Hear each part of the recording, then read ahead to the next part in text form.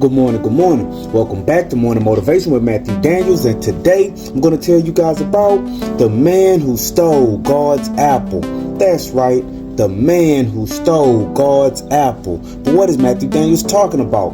A long time ago, deep within a jungle which no longer exists, two men were standing in their village talking when one of the men made a bold statement.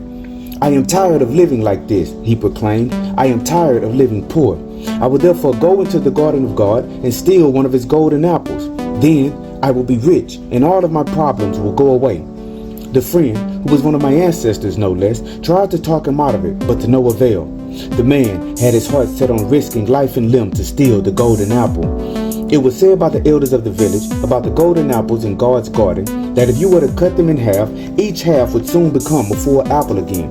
And it was said that any man who wished to become rich need only steal one little apple from God. The man traveled the path which the old stories describe, and finding the garden of God, he convinced the serpent to help him steal an apple. The serpent distracted the guardians of the garden, and the man quickly made off with one of the God's golden apples. Once he had returned to the village with his prize, the serpent betrayed him and told God what was done. Angered, God sent his guardians to seize the man and bring him back.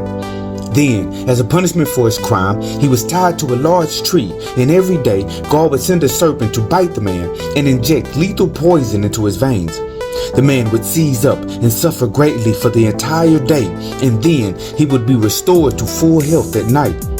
Then, the next day, the serpent would return and bite him again, and his torment would begin anew. The man suffered like this for many years until a hero named Thomas, who was on a mission to complete several trials, was given the task of acquiring one of the golden apples from the God's garden. In order to do this, the hero Thomas had to save the man from his eternal torment so that he might learn how he stole the apple.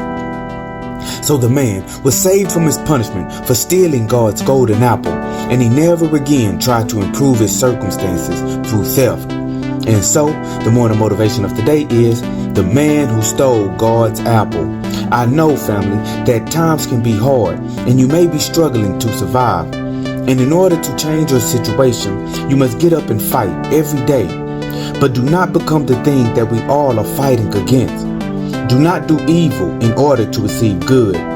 You will eventually receive evil for your evil. Instead, continue to do good, and continue to only do those things which have a righteous justification, and assist those to excel who are helping you to get by. And remember, you are awesome, you are amazing, you are wonderful, and you are great, and you are going to change the world. I just hope I'm still allowed to say it, family. I'm out. Good morning.